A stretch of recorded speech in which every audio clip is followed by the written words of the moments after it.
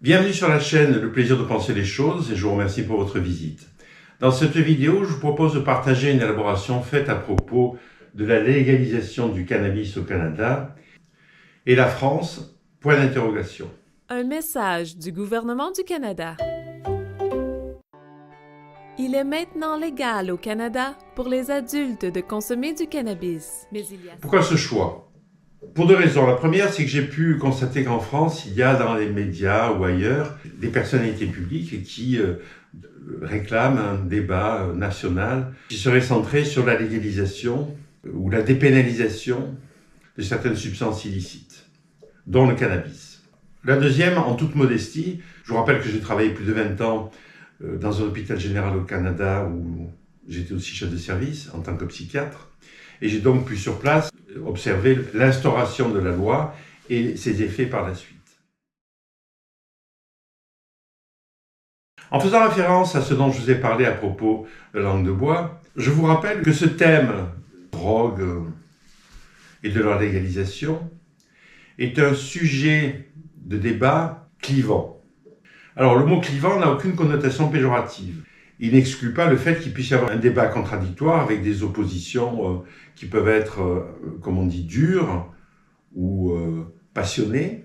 Toutefois, au plan individuel, le fait que ça aille, comme on dit, chercher du côté de la sphère émotionnelle, c'est-à-dire, comme on dit vulgairement, le fait de penser avec ses tripes, et d'aller chercher des émotions de base, comme la colère, la haine, l'amour, la peur, etc., aura pour effet au plan individuel, d'une part, de réduire les capacités d'élaboration de la réalité, et d'autre part, d'éroder le jugement critique.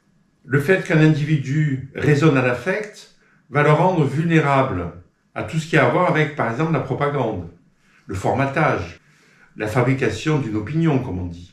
Et il peut aussi plus facilement se retrouver magnétisé par des groupes, des associations, des communautés qui pourraient l'inclure, et où le plus souvent l'idéologie, qu'elle soit explicite ou implicite, est en fait une espèce de savoir totalisant. Un savoir qui ne supporte aucune autocritique, critique ou dissidence. Donc ça prend, comme on dit, de la hauteur pour pouvoir légiférer dans ce domaine. Et de toute façon, dans le champ juridique, il n'y a pas de place pour la sphère émotionnelle. Dans le domaine du cannabis, il y a un préalable au Canada qui date d'il y a presque 25 ans, qui a été promulgué en 2001, qui s'appelle le cannabis médicinal, qui est un programme sanitaire officiel de Santé Canada, qui permet à toute personne qui souffre d'une maladie, qui engendre des symptômes qui sont parfois très difficiles à améliorer avec des traitements médicaux traditionnels, de consommer du cannabis pour améliorer leur confort de vie. Ça peut être une personne qui a une chimiothérapie anti-cancer et qui a des nausées, des vomissements. Ça peut être une personne qui a une sclérose en plaques avec des phénomènes de crampes, de raideur musculaire qui le rendent insomniaque, etc. Les démarches sont assez simples. Le patient rencontre une infirmière ou un médecin qui fait une prescription avec la quantité, la fréquence. Cette prescription est valable 1 an. Et le patient soumet la prescription à un programme fédéral qui l'accepte ou le refuse. Si l'accord est donné au patient, celui-ci se rend chez un fournisseur agréé et il achète le cannabis. Après avoir acheté le produit, la personne peut rentrer chez elle et en général utilise quotidiennement ce produit.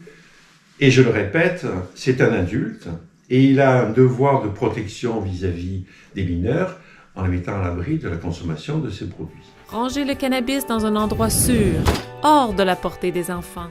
Et ce programme est toujours d'actualité malgré l'adoption de la loi de 2018 dont je vais vous parler. Le cannabis est devenu légal le 17 octobre 2018. La loi a donc été promulguée, c'est une loi fédérale. Le Canada est un État fédéral avec des provinces. Les provinces ont chacune, au plan juridique, une certaine latitude. Par exemple, vous payez des impôts à la province et à l'État fédéral. Dans la province où j'ai travaillé, le système législatif en place était le Common Law, qui est d'origine britannique, que l'on retrouve aux États-Unis, où, par exemple, où il y a ce fameux slogan qui nous parle de doute raisonnable.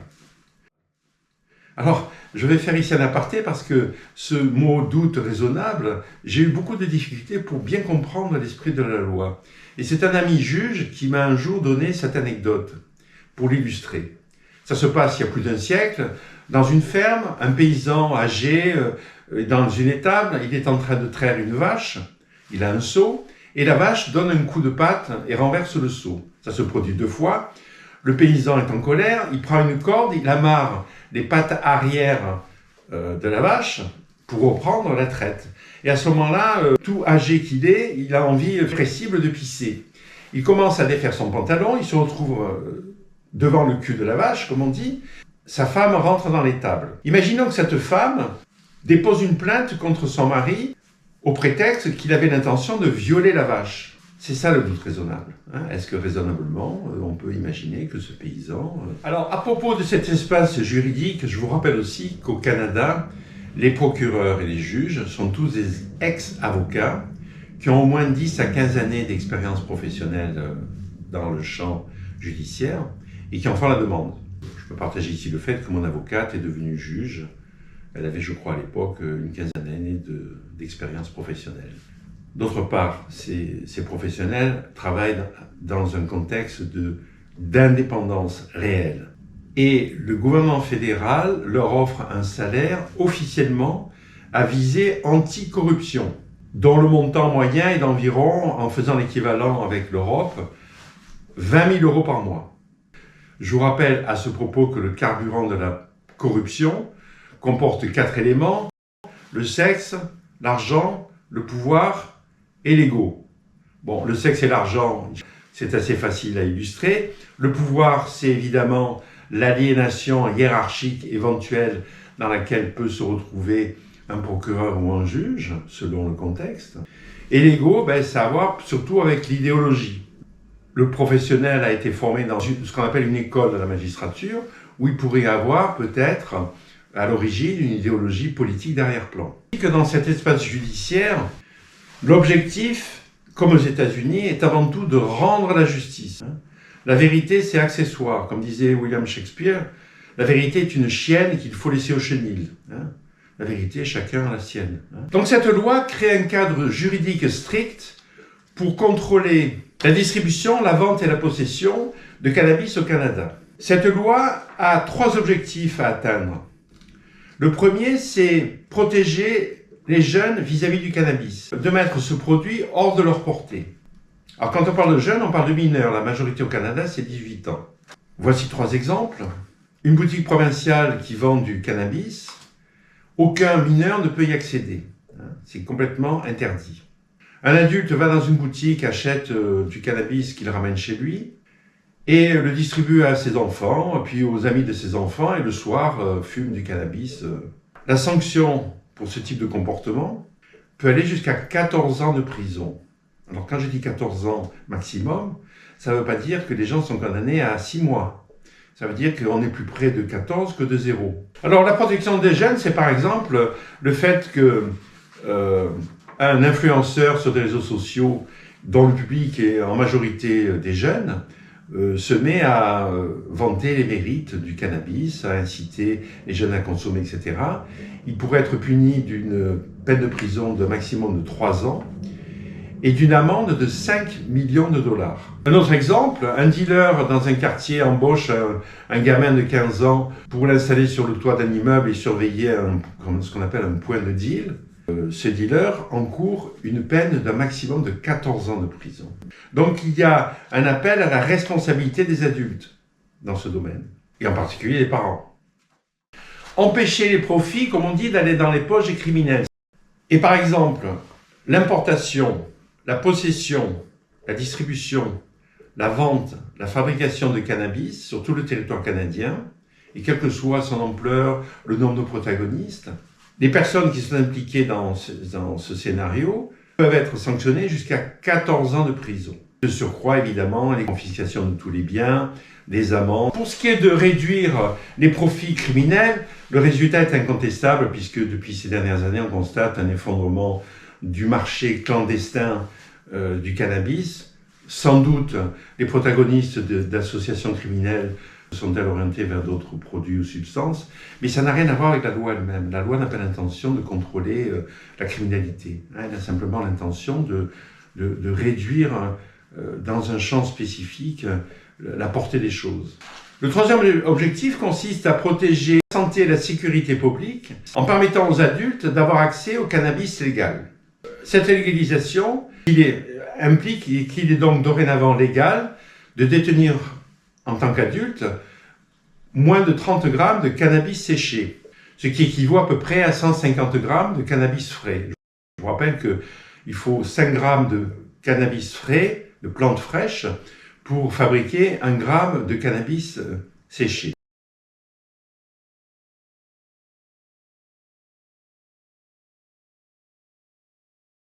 L'adulte peut aussi cultiver chez lui moins de 5 plantes de cannabis, qui correspondent à 5 graines. Il peut aussi fabriquer des produits dérivés comme des pâtisseries, des huiles, des crèmes, à condition de ne pas utiliser des solvants organiques qui accroissent la concentration du produit. Il peut aussi partager avec d'autres adultes ce produit pour le consommer dans un contexte que l'on dit festif ou récréatif. La priorité, bien entendu, c'est que l'adulte ne doit en aucun cas exposer tout mineur à ce produit à son domicile en particulier. Alors cet aspect de la loi a 2 conséquences qui sont majeures. La première, c'est la décriminalisation de l'usager. Dorénavant, l'usager n'est plus un délinquant. Tout un chacun peut, s'il le souhaite en tant qu'adulte, aller dans une boutique provinciale, acheter le cannabis dont il a besoin. C'est une démarche qui peut se faire et de manière aussi sereine que d'aller dans une boutique qui vend de l'alcool pour acheter une bouteille de vin, que d'aller dans une station-service pour acheter des cigarettes. Le deuxième aspect qui n'est pas des moindres, c'est le fait que ça a complètement modifié, je dirais, le look, entre guillemets, du consommateur. Auparavant, il faut bien le dire, l'usager était un individu qui, dans la nuit, prenait sa voiture pour aller dans un ghetto, rencontrer un dealer qui devait sans doute l'arnaquer, dans un milieu où il prenait des risques physiques, et il rentrait chez lui pour planquer le produit quelque part. En fait, la famille est au courant, enfin, il y a toutes sortes de scénarios.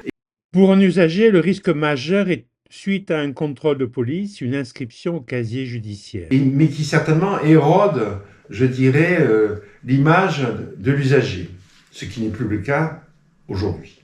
Et c'est un élément qui, à mon avis, est fondamental au plan de la psychologie de groupe. Un des volets sanitaires de cette loi est avant tout le fait que les provinces doivent vendre du cannabis qui est soumis à des contraintes sanitaires. Les fabricants qui sont des industries agroalimentaires qui donc fournissent ce cannabis à des gouvernements provinciaux sont soumis à des cahiers des charges, des règles, des contraintes et des normes qui sont très strictes, très surveillées, avec une concertation entre les forces policières, l'espace juridique, les gouvernements provinciaux, etc. Bon. Par conséquent, le consommateur, entre guillemets, sait ce qu'il achète. Lorsque vous allez acheter une bouteille de vodka dans un magasin, supposé licite, vous ne vous dites pas, mais est-ce qu'il n'y aurait pas la moitié d'alcool de bois? Donc il n'y a pas de doute sur la qualité du produit. Et d'ailleurs, quand on consulte les sites de boutiques provinciales, on constate qu'il y a une très grande variété de produits. Il y a même du cannabis bio, de produits dérivés, etc., etc. Voici l'extrait du catalogue d'une boutique qui propose des dizaines de variétés de cannabis séché. Donc là aussi, l'État joue son rôle au niveau de la sécurité, de la protection individuelle des personnes. Alors au niveau financier, on peut constater de manière assez évidente que les provinces ont un chiffre d'affaires dans ce domaine avec à peu près 60 à 65% de marge de profit. Net, cette marge de profit est redistribuée aux municipalités, à tous les dispositifs de prévention de consommation de substances et aussi au centre de traitement des dépendances, comme on dit. A posteriori, on peut quand même constater que, une fois cette loi instaurée, les choses mises en place, ça n'a pas engendré de guerre civile, de guérilla urbaine, de violence, etc. Les choses sont faites de manière assez paisible. Et comme on dit, sont rentrées dans les mœurs. On peut constater aussi qu'au niveau financier, les provinces ont accepté récemment que certaines boutiques privées puissent être ouvertes. Ce sont des boutiques qui vendent les mêmes produits, ont les mêmes contraintes que les boutiques provinciales et qui en général sont associées avec certains producteurs agro-industriels. Dans une ville qui fait à peu près 15 000 habitants, en général, il y a 1 ou 2 boutiques, ce ce qui donne une idée de la répartition géographique des choses. Vous ne pouvez en aucun cas accéder à la boutique si vous êtes mineur. Je crois savoir que le profit au Canada, c'est environ 10 milliards de dollars. Dans le titre de cette vidéo intitulée « Légalisation du cannabis au Canada et la France, point d'interrogation », pour ce qui est de la seconde partie, les choses restent en suspens. Je vous rappelle que dans les vidéos que je partage avec vous, je ne vous dis jamais ce que je pense. Simplement, je vous donne quelques outils pour aller du côté de l'élaboration, du plaisir de penser les choses, avec des références qui sont multiples. On peut simplement essayer d'imaginer, par exemple, qu'une loi équivalente à celle promulguée en 2018 au Canada soit promulguée en France et qu'elle serait appliquée, où à ce moment-là, des autorités comme le ministère de l'Intérieur, le ministère de la Justice, le ministère de la Santé pourraient collaborer pour atteindre un certain nombre d'objectifs qui peut-être seraient identiques ou différents.